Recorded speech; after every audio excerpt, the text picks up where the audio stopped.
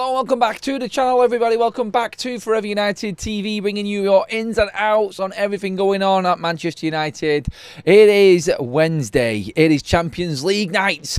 No, it's Tuesday. Is it Tuesday or is it Wednesday? I think it's Tuesday. No, it's Wednesday, isn't it? My God, I got my days mixed up then. Yes, because it was confusing saying Manchester United in the Champions League. Good luck to Manchester United women on a historic night at Old Trafford. Massive, massive event for the ladies. Good luck to them. Hopefully they get off to a flying start at home in the Champions League. PSG tonight. Mary Earp's coming back. More importantly though, for Manchester United fans of the men's team, we are talking academy players again. The loan system working perhaps for Manchester United. No loan returns for any players out at the moment in January, which is good news. More loans going out from Manchester United because of the success of the first part of the season, namely Harry Amass's loan spell at Sheffield Wednesday. We'll concentrate on a bit of that as well. Update from Fabrizio Romano on Kobbie Mainoo also, and of course all the other news, a social media crackdown at Carrington. What the hell is that all about? New sponsors needed for the sleeve sponsor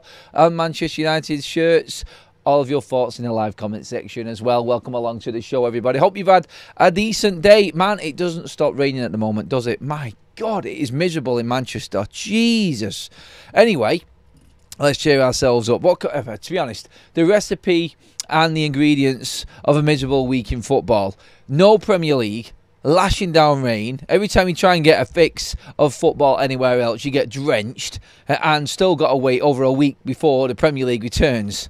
Yeah, not a good blend really, is it? But we have got news and we are going to talk about everything going on, all of the minor details of all the small stories around Manchester United, because they are just as important as the big ones. If you didn't see my video earlier on today, I was talking about David Ornstein's comments on who Manchester United should buy and why he says they should buy him, in terms of what he said about what he knows. So, yeah, go watch that back after the show is finished. It is on a certain familiar name when it comes to transfers, midfield, and Manchester United, and a lot of money.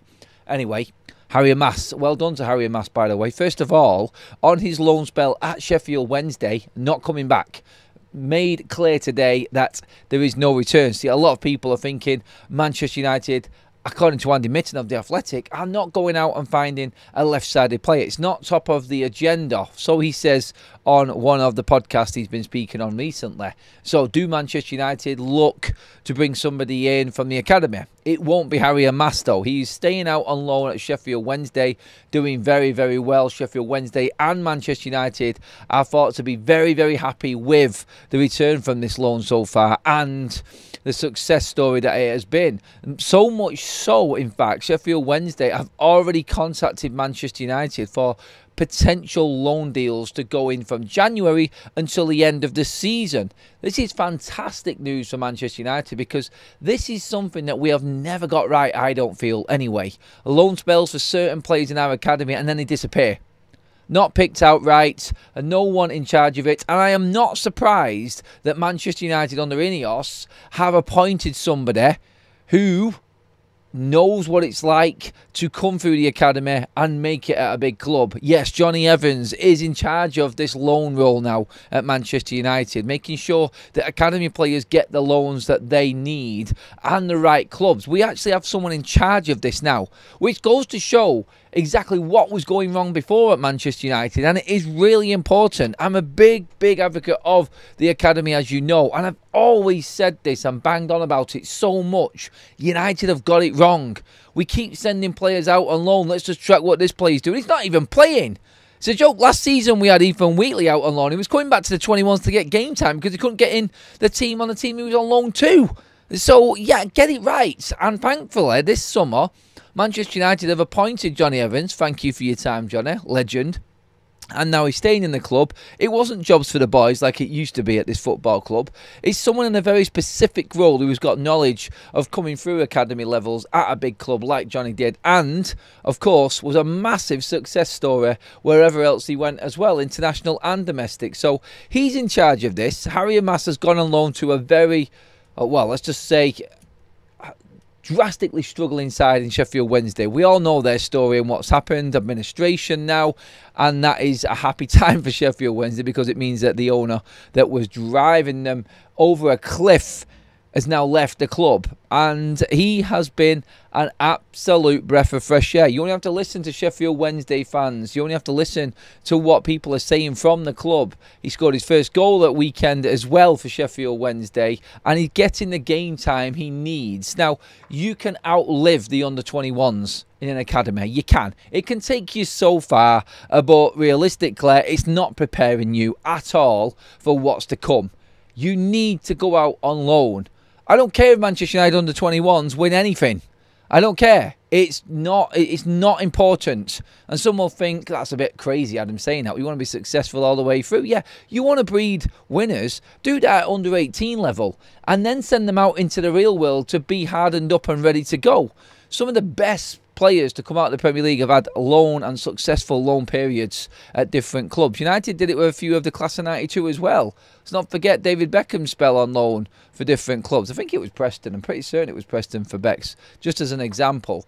But that there shows you that at the right club, you can still progress. And I think you have to gauge it at the right stage. If these players are on the under-21 level and they're not getting any better. Well, they are getting better, but they're not getting a chance to test themselves. Obviously, you've got the EFL Cup, and they do get a chance to test themselves against League 1, League 2 sides like that, like we've seen recently with Manchester United beating Rochdale. But you need to be playing first-team football. They're not going to get it at Manchester United. They need to be sent out on loan. Harry Amass got a taste for it last season and did okay. And now he's getting more of a taste for it, and he's succeeding in it. And United have said no, they're not going to disrupt that. They are very happy with it, and obviously it's really switched the lights on at Sheffield Wednesday as to what else might be possible. And Manchester United, seeing the benefit of this, could be about to send 2 strikers out from Man United's under-21s in Musa and Biancheri to possibly against Sheffield Wednesday. Massive club, massive support base. And if you're looking to try and get young players used to playing at a high level, Championship is very, very good. Better than some Premier divisions across the top countries in Europe, and better attendances. The atmosphere, like we said, there, the attendances, the big crowds, 40,000 at Hillsborough. That is more than enough to gauge where these players are at and where their mentalities are also at. And that's the point I'm trying to make as well. Finding the right club where you can look at that. That's a big club. Sheffield Wednesday is a massive football club. To send the player there and then to thrive there, that's gauging where he's at mentally as well as the quality of the player. Has he got what it takes to continue playing and trying to get better and better and better and outlive the Championship? Because if you can do that, then you can make it at Manchester United. But it's finding the right club to test every single part of it. The physicality, the strain, the fatigue of playing 2-3 games a week, every single week in the Championship. The atmosphere, the speed of the Championship, which goes unnoticed. The Hail Mary type of football that sometimes is played in the Championship. It's massively important that these players can survive that. And Harry Amass thriving right now is only a good thing. And it has shown Manchester United the way, really, by the looks of it, because they're about to send 2 more young prospects out on loan this January. It's fantastic news for the football club. And I think everybody can look at that and go, right, okay, now we've at least got something there to actually look into and say we are progressing behind the scenes at that level also, because it's all good and well getting the right talent in, finding the right talent from across the globe like we've spoken about, but it's also important to make sure that them players keep on progressing, and sometimes you just can't get that. You can't get that at just academy level. You need to move out, you need to go out and test your mettle elsewhere, and this is exactly what Manchester United are doing right now. So well done to the club for that. Well done Johnny Evans on his new role, and what he's doing there seems to be working well. And look, don't get me wrong, like it's still early days in these loan spells and things can go wrong, but let's see how they adapt to that as well. So yeah, it's all good and well when it's all going the way that it should do and the way that you would want it to. But maybe that is the type of challenge that needs to come next for them players. Hopefully they do find it tough at some point, and then we can test their mentality on top of that as well, and how they succeed and get through that. So, yeah, very good news for me. Definitely agree on the players as well that are being rumoured to be going out on loan in Musa and in Biancheri. That is a definite need, I feel, because I think both of them players have outgrown the under-21s, and I feel now it's the right time. Let's get them out. Let's get them out into the real world, and let's see what they've got, and then we can really assess it from there. So, yes, bang on from Manchester United with that one. Let's have it. Anyway, let's get into some comments on this as well. Give me the thoughts on anything that you've seen, even if it's the earlier videos from today. If you want to wish the women good luck as well this evening. Yes, it's going to be... and getting... I feel right now, personally, I think getting to stage this season for most people, from what I've seen, is getting to that judgment stage. We've talked about this quite a bit as well. So yeah, I'm looking at that and going, yes, I think Manchester United fans now are at a level of expectation for this season. Everyone's talking about it. Everyone's had a chance on international break to break down what's happened so far. We did it at weekend and assess where Manchester United are going forward from here and what we can accomplish. So, yeah, I've seen loads of conversations on that now. It's a case of, like, what can this season bring for most? I'm a Wednesday fan and can tell you we are so chuffed with Amass. We've always been good with loanees as well, and getting them game time and developing them before they return home. Thank you for that, RK. That is really good to see from a Wednesday fan coming on the show as well. Wednesday, big stadium, but empty a lot of the time, even in the Premier League. I went there a few times. You could say that, but times have changed at Sheffield Wednesday. You need to know the full story, Ardy, on their situation at the moment. And they are going to be filling more stadiums out now. They feel like they've got their club back as well. I'm sure the Sheffield Wednesday fan who is in the chat there would tell you the same. Look, maybe they took it for granted what they had. I guarantee you now, with what's going on at that football club, that things are definitely on the up again.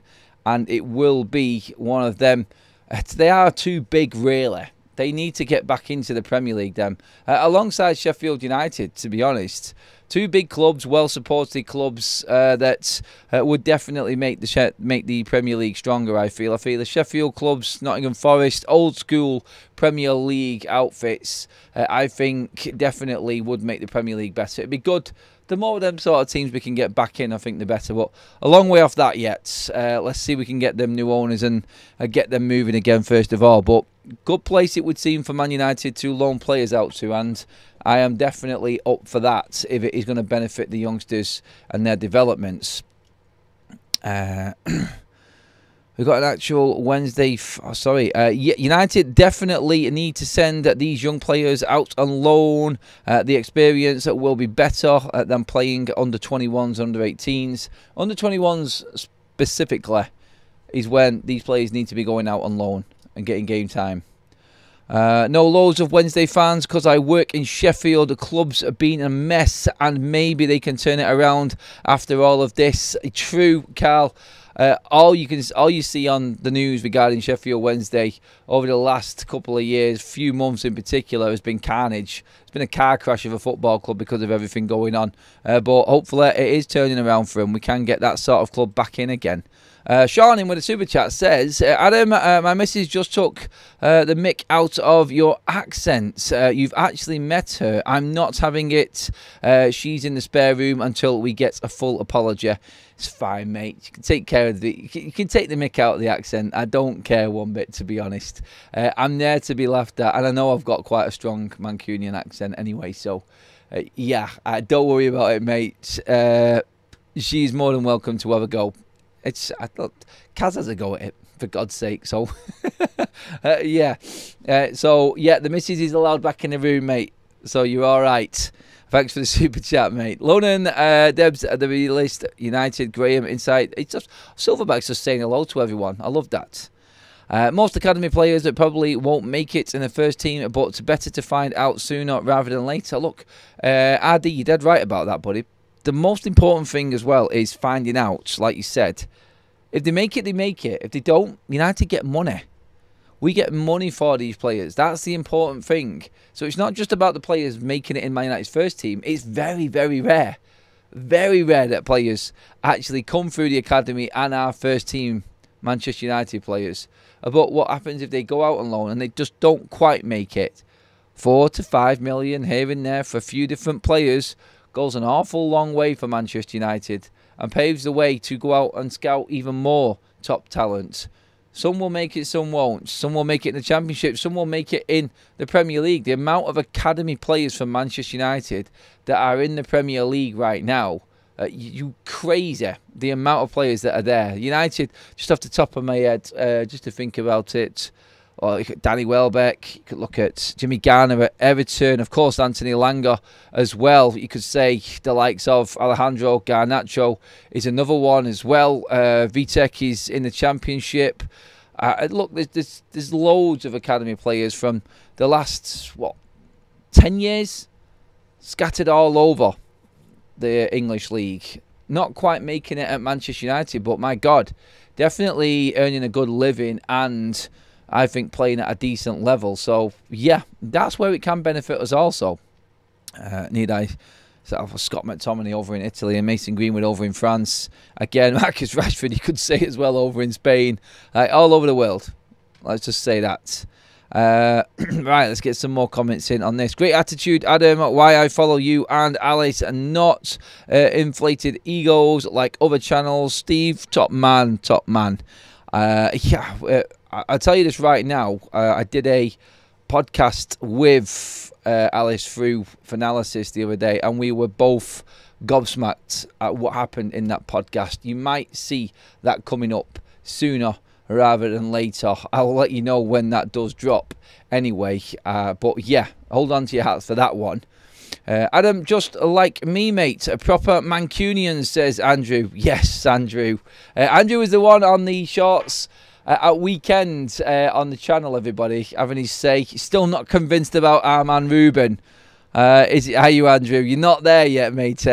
Hi, Adam. I watched Harry's last game for Wednesday. They continually passed the ball to him, and he scored. He was immense. I hope it continues, Dark Knight. Honestly, I really do hope he succeeds because, look, again, until these players see what it's like out there in the real world, what real football is like, instead of being absolutely mollycoddled and soft-soaked by the academies of the Premier League, because that is what it's like. I've seen it. I've watched it. I know the treatment they get. Throw them in there and let's see what they can do. He's old enough, he's filled out enough, he's strong enough, and it's only going to make him a better player getting out there. And more academy players need to do this. So yes, Biancheri, 100% is one that needs that game time. And I think he'll be a few more following him on as well. Talking about Manchester United scouting academy, a former Manchester United scout, actually, Piotr, I think it's how you say it, Piotr Sadowski, now not with Manchester United, has been opening up and talking, and no surprise that this has come from the Sun, because we all know what journalist now works for the Sun, don't we? Answers in the live chat, please. And this is him talking about Manchester United's recruitment and what he might have done better. Just listen to this for a minute. Honestly, having recently worked at Blackburn Rovers and operating on a much lower transfer budget, I would have had no problem finding a few players of Patrick Dorgu's level for United. But for 25 million, you could get 4 of them. Now United are wary of bringing in youngsters. Amorim was supposed to be the one to do this, but the results haven't been right, so he prefers to buy ready-made players. Carries on and says, in terms of Alvaro Fernandez Carreras. A very hard-working and ambitious boy. He learned the language quickly. I know because I met him personally. Initially, his career path was quite good. He was loaned to Preston, received good reviews, and United gave up on him, selling him to Benfica for a small fee. Carreras is truly top-class player. There's a good chance he'll become the best or one of the best left-backs in the world. He scored a beautiful goal recently against Valencia in La Liga. It was a huge mistake for United to let him go. Something is missing here, and I think that something is United's lack of courage in investing in young players. Spoken like a man that no longer works for this football club. Interviewed by, yes, you guessed it, that journalist who was formerly of the MEN and now at the Sun newspaper. What a load of crap. Shut up bitching because you didn't do your job is what I'm guessing anyway. And like he says there, Ruben now is supposedly the one that's going to bring these young players through. Maybe we were trying to bring in too many young players before and the first team wasn't ready for the younger players. Maybe you think about that. And maybe you think about it not being the right environment. Maybe look at what's gone wrong at Manchester United and why these young academy players are all leaving maybe. Because they didn't have anybody really to look up to at the football club. So Ruben Amorim in his first year, let's not forget 1 year in, whoever this guy is, and he's trying to stabilise the club first of all from the circus that it was from the last few years when you were probably working at Manchester United. Let's not forget that. And yeah, I'm sure you can find players that are worth or the same quality of Patrick Dorgu for less. But would he survive at Manchester United? We don't know. And in terms of Alvaro Carreras, Manchester United made the mistake? No. Eric Ten Hag, who has now been sacked by Manchester United, made the mistake with Alvaro Carreras because he was the one that said he wasn't good enough. And so, yeah, point the finger elsewhere. Stop killing Manchester United because you feel hard done to because you were let go. And start pointing the finger at what really happened at this football club. And I think you may have been a part of maybe. So, yeah. Again, sour grapes from a lot of people in and around Manchester United. And funny how this interview's now come out. Well, Manchester United are succeeding a little bit more and doing a bit better. Yeah, okay. Trying to bring it back down again and try and bring the circus back to town, it would seem, is what's been done here for me. And yeah, I'm not having any of it. Really don't care about your opinion on or what you think is going right with Ruben Amorim right now, what you think is going on. And yeah, look, go and do your job.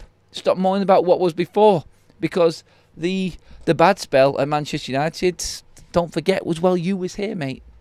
Yeah, again, huh?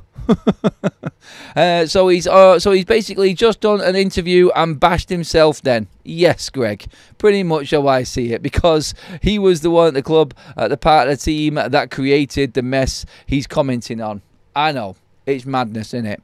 You can't write it. Well, he did. Well, actually, no, he spoke about it. And then it was written by that journalist again. But yeah, don't forget to like and share and subscribe, says Gems. Please do, everybody. Thank you for joining us on this evening show again.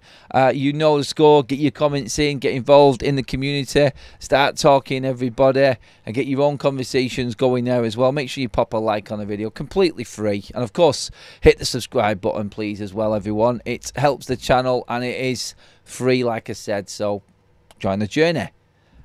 Talking about Carrington and in and around Manchester United at the moment, another story that's come out today from James Ducker, who's the Northwest correspondent for The Telegraph, covers Manchester City and Manchester United. And this is his story today. He says, Manchester United are launching a social media crackdown to stop staff posting self-promotional material from behind the scenes that the club believe should remain private. Now, I've seen this. I'll read the rest of it first though.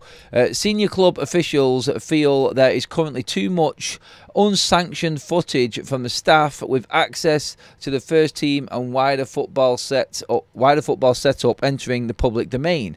It is thought United will provide staff with new guidelines over what club-related content is not appropriate for them to share in a personal capacity on social media.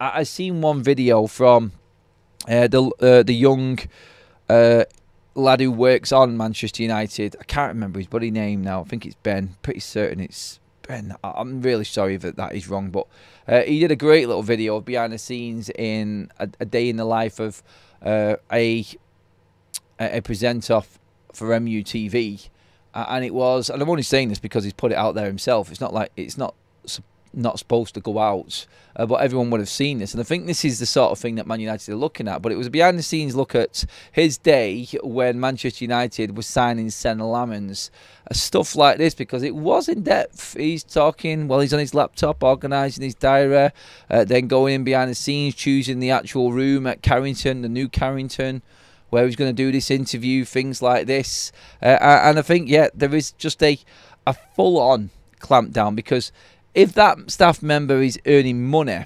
from TikTok, social media, whatever social media platform, doing this content, United won't be happy about it. It's probably the same at most companies, to be honest. But he wouldn't have earned much from that. And it was probably one of the reasons, I'm guessing there's more people who have done this as well, that Manchester United feel that they could be making content about and earning money about. I mean, Manchester United socials are huge, of course, and if they feel like that footage could have been used elsewhere, then they're probably going to be clamping down on it. But yeah, that is an interesting one as well. I'm guessing this is all towards the sort of leak nature of what goes on at Manchester United. Obviously, the clamp down on people talking behind the scenes and leaking information out, it's a bigger part of that, I feel, more than anything else. But still, look, it's United's changing, and I think Ineos taking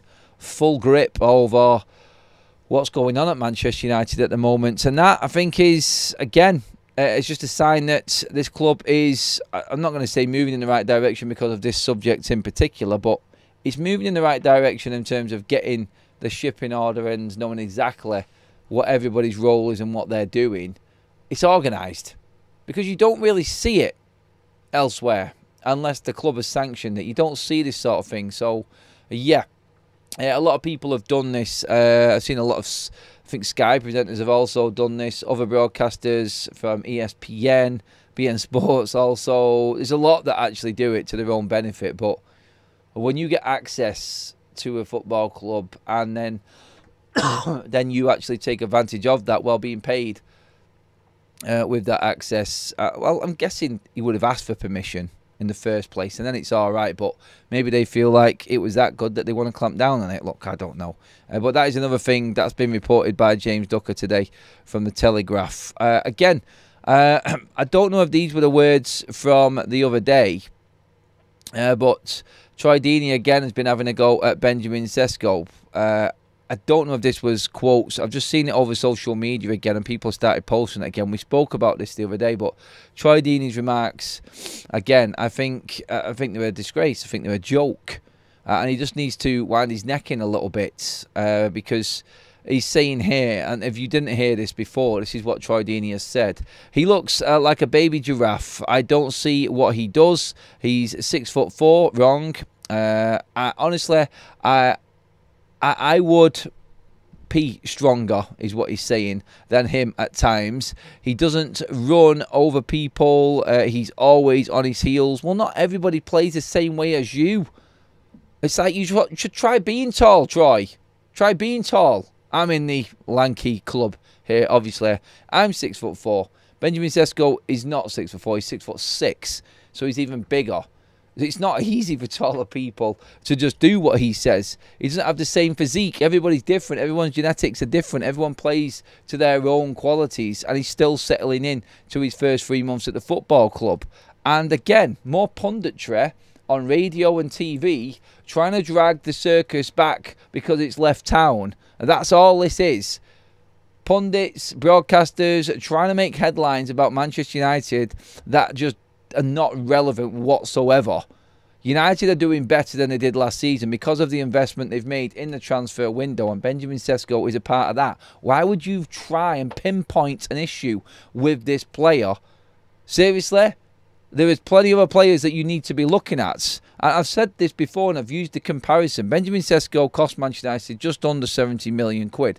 I'm pretty certain there was a player that moved from Nottingham Forest to Newcastle that goes by the name of Anthony Elanga. Not wanting to bring him up for any particular reason. Love him, old United player. But he's not featured in any goals or assists yet this season for Newcastle. And they are languishing down at the bottom half of the table. But nobody's talking about that. No, you just got Troy Deeney here who's mouthing off about Benjamin Sesko because it's a bigger headline because it's Manchester United. Crap. Complete and utter crap. And honestly, it's poor. It's really poor punditry, I think. And it's lazy more than anything. And do you know what? Troy Deeney might have just been saying this. I don't think he's right in saying it. It might have just been a podcast and people have taken clips from it. I've not seen him post it out, but did he need to say it the way he did there? Has he watched enough of Manchester United to come up with that? I don't think he has. He's clearly not, because he's missed quite a lot of the good stuff that Benjamin Sesko has done so far this season. So, yeah. I mean, I'm looking at this and I'm going, again, poor punditry, poor reporting, poor broadcasting and journalism, because I think it is because of the comments from the original podcast, because I remember the baby giraffe bit, which really riled me, again, because I'm tall as well. We can't all play like Troy Deeney did, but anyone bringing it back up again is because it's international break and there isn't enough to talk about. That's what it is. And it's Manchester United. There you go. That's what it is. That's what it's all about. So, yeah, he knows that he is going to be published everywhere when he makes a remark like that. In fact, Ruben Amorim pretty much said the same thing. If you're a pundit, you're pushed to make some crazy, crazy comments. Like, I've said crazy comments before. I have, but that's just through pure passion of being a Man United fan. The punditry is different. You have to be very careful in what you say. Let's not forget, these guys have played the game as well.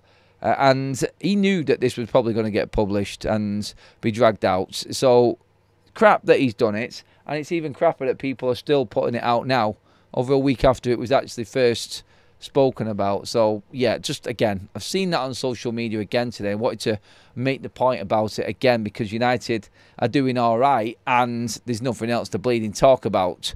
Go and do some research, go get some stats, go and talk about something that is relevant.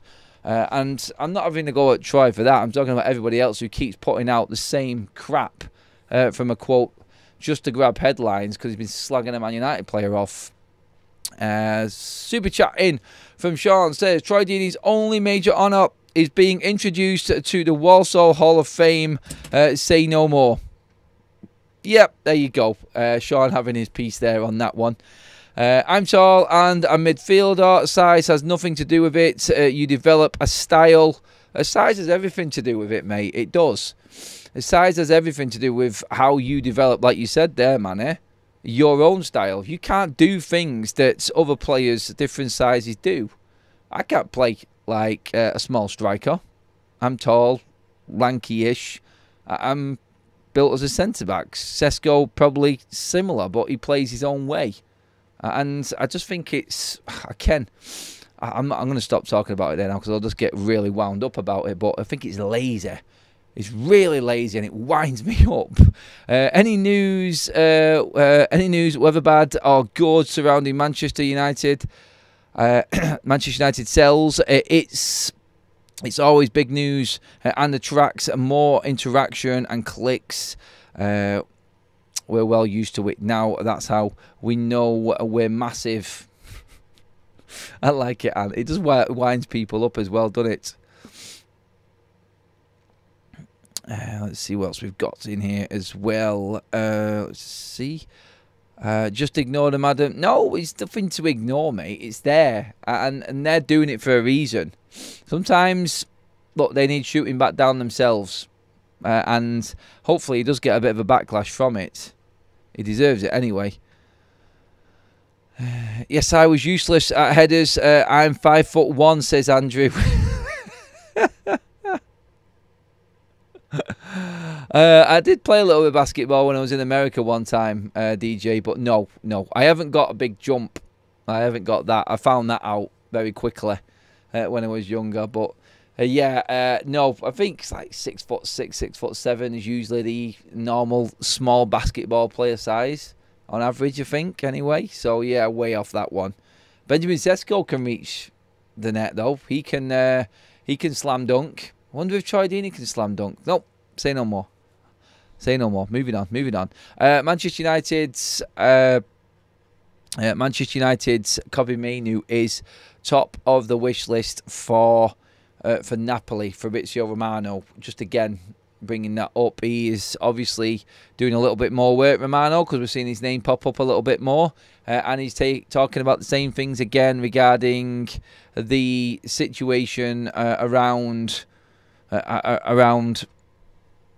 the upcoming January transfer window. Manchester United players are always going to grab more attention for him, and it's going to be a mad January transfer window for Manchester United. In particular, like we spoke about this morning on the outgoing side of things, Joshua Zirkzee, Kobbie Mainoo.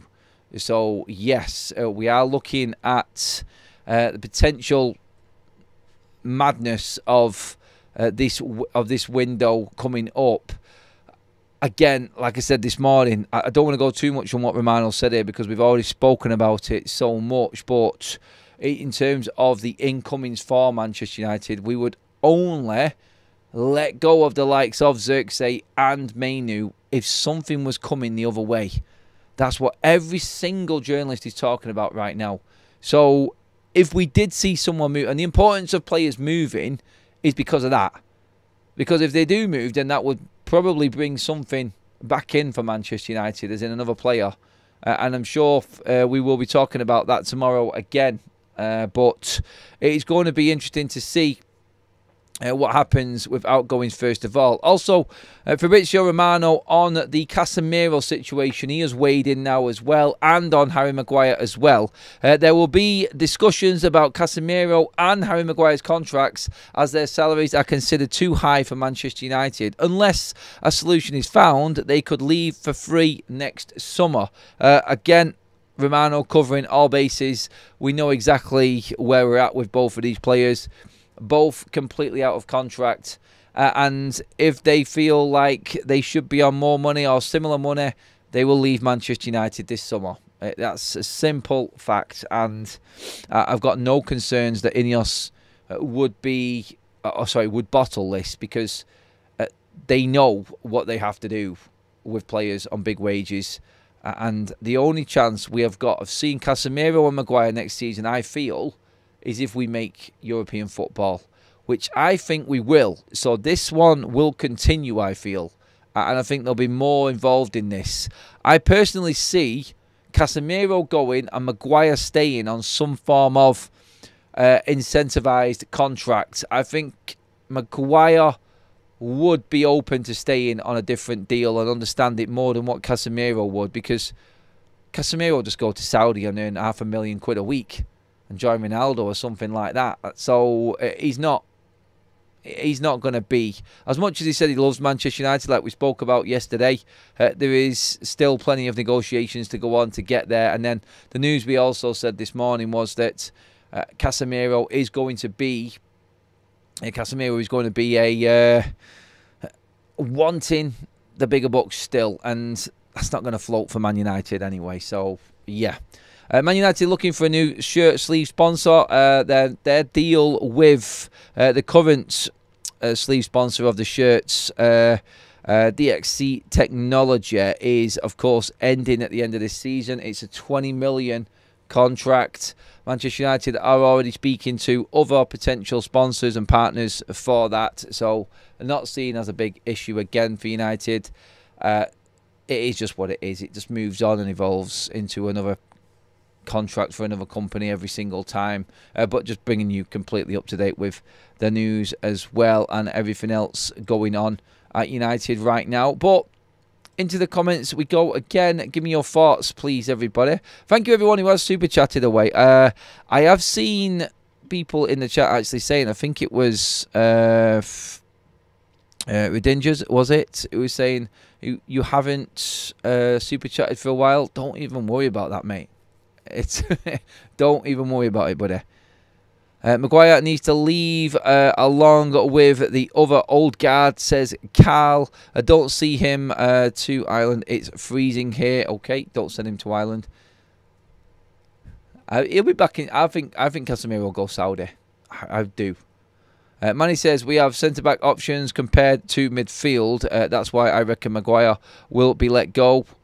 The report is that Man United are actually looking for another centre-back. I get it, the 6 others that we've got. If he's going to continue playing free at the back, we've got plenty of options, I feel.